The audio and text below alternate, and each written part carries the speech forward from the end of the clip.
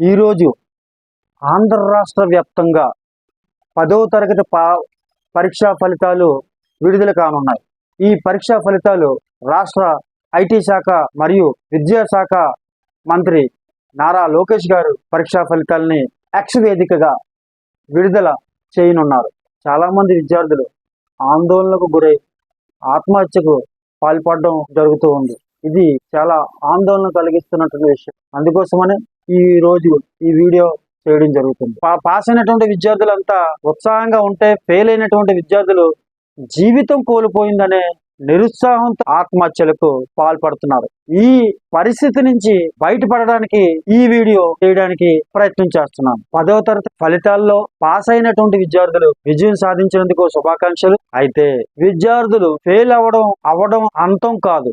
ఇది కొత్తగా నేర్చుకునేటువంటి మంచి అవకాశం. అది విద్యార్థులు గ్రహించాలి. జీవితం ఒక్క పెద్ద ప్రయాణం, ఒక పరీక్ష ఫలితం మాత్రమే కాదు. 10వ తరగతి ఫెయిల్ అయిపోయినంత మాత్రాన జీవితం అంతమైపోలేదు. మీకు ఉన్నటువంటి ప్రతిభ ఒక్కటే కాదు, చదువు తప్ప ఇంకా ఎన్నో రంగాల్లో మీరు మెరుగ్గా రాణించే అవకాశం ఉందని గుర్తించాలి. సమస్యలు వచ్చినప్పుడే ఓపికగా ఉండాలి. సమస్యలు వచ్చినప్పుడు శాశ్వత నిర్ణయాలు తీసుకోవద్దు. ఓపిక చాలా అవసరం. మీ జీవితం చాలా విలువైనది. మీ మీద మీ కుటుంబం చాలా ఆధారపడి ఉందని గ్రహించాలి. మీ జీవితం విలువైన మీ జీవితం మీపై ఆధారపడిందని గ్రహించాలి. విద్యార్థుల తల్లిదండ్రులకు ముఖ్యమైన విషయం, పిల్లలపైన ఒత్తిడి చేయకండి. వాళ్ళ మానసిక ఆరోగ్య పరిస్థితి చాలా అవసరమని గ్రహించండి. వారిని వెన్నంటే ఉండి ప్రోత్సహించండి. ఫలితాలు ఎలా ఉన్నా వారు వెంటే ప్రోత్సహించి మానసిక ధైర్యాన్ని కలిగించే బాధ్యత తల్లిదండ్రులు. వారిని ఒంటరిగా వదలకండి. ఇతరులతో విద్యార్థులను, మీ పిల్లలను పోల్చకండి. మార్కులతో వారిని బ్యారేజీ వేయకండి. పిల్లలతో మాట్లాడి వారి మానసిక పరిస్థితిని అర్థం చేసుకొని ఆదరించండి.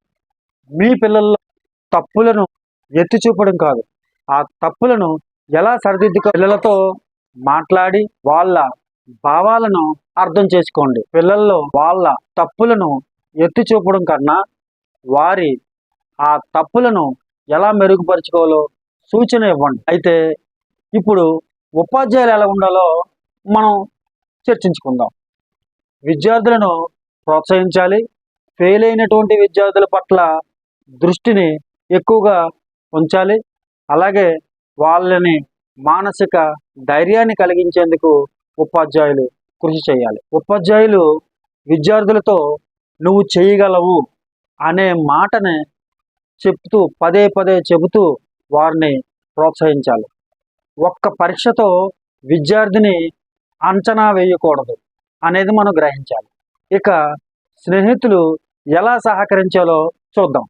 ఫెయిల్ అయినా, తక్కువ మార్కులు వచ్చినా తోటి స్నేహితులు ఎగతాళి చేయకండి. ప్రోత్సహించే మాటలు ఆడుతూ ఉండండి. వారితో సన్నిహితంగా కలిసి ఆడుతూ పాడుతూ వారితో ఉండడం మర్చిపోకండి. ఫెయిల్ అయిన విద్యార్థిని ఒంటరిగా ఉండనివ్వకుండా వారితో పాటు క్లోజ్గా సన్నిహితంగా ఉండండి. ఫెయిల్ అయిన విద్యార్థితో కలిసి చదువుకునేందుకు మరింత ప్రోత్సాహం ఇవ్వడం, అవసరమైతే మీ టీచర్స్తో కలిసి సహాయాన్ని కోరి పాస్ అవ్వడానికి ప్రయత్నాలు ఎలా ఉన్నాయి, మళ్ళీ పరీక్షలు ఎప్పుడు వస్తాయి, ఎప్పుడు రాయాలి అనేది అడుగుతూ ఉండండి. స్నేహితులతో కలిసి ఉండడం మరవకండి. ఇక బంధువులు, స్నేహితులు ఎలా ఉండాలి చూద్దాం. ఫెయిల్ అయిన విద్యార్థిని తక్కువగా చూడకండి. స్నేహభావంతో ఉండండి. ఎగతాళి చేయకండి. మరింత మానసిక ధైర్యాన్ని కలిగించే విధంగా ప్రేమను పంచండి. పిల్లలతో సానుకూలంగా మాట్లాడండి. విజయానికి ఇదొక్కటే మార్గం కాదు అని చెప్పండి. అలాగే స్ఫూర్తినిచ్చేటి విధంగా స్నేహితులు, ఉపాధ్యాయులు, తల్లిదండ్రులు ఒక మాట చెప్పాలి. సైంటిస్ట్ ఎడిసన్, అబ్దుల్ కలాం వంటి మహానుభావులు కూడా ఎన్నోసార్లు ఫెయిల్ అయ్యారని గుర్తు చేయండి. విజయానికి ప్రతి మార్గం సులభం కాదు. ప్రతి ఓటమి విజయానికి తెలుమెట్టుగా ఊహించుకోవని ముందుకు సాగాలి. ప్రతి ఓటమి ఒక పాఠం నేర్పుతుందని మనకు మనం అనుకో.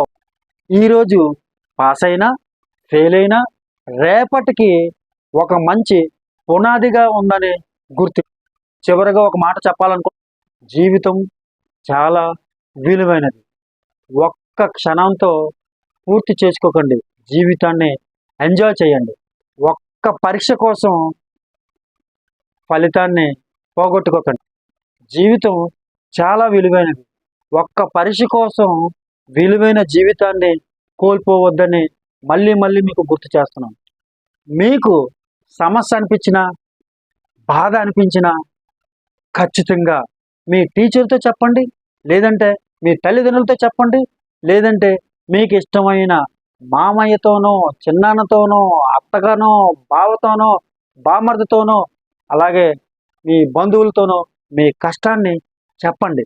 ఆ చెప్పినప్పుడు మీకున్నటువంటి బాధను పరిష్కరించే మార్గం చేస్తారు. 10వ తరగతి ఫెయిల్ అయిపోయినంత మాత్రాన, పాస్ కానంత మాత్రాన జీవితం కోల్పోలేదు. జీవితంలో అనేక విజయాలు సాధించడానికి మీ ముందు ఉన్నాయి. ఈరోజు అనేక అవకాశాలు ఉన్నాయి. ఈ మధ్య కాలంలో 8వ తరగతి చదువుతున్నటువంటి అమ్మాయి కోడ్ లాంగ్వేజ్ నేర్చుకొని ఒక కంపెనీనే శాసిస్తూ అనేక మంది ఉద్యోగులను నడిపిస్తూ నెలకు లక్షల రూపాయల జీతం సంపాదిస్తుందని మీరు గ్రహించండి.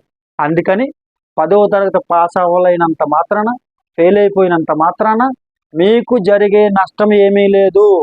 ఈ రోజుల్లో సాఫ్ట్వేర్ ఉద్యోగాల్లో కానీ, కోడ్ లాంగ్వేజ్లో కానీ, ఎడిటింగ్లో కానీ అనేక అవకాశాలు ఉన్నాయి. ఏఐ నేర్చుకోండి. జీవితంలో చదువు లేకపోయినా, ఫెయిల్ అయిపోయినా ఎంతో విజయాలు సాధించవచ్చని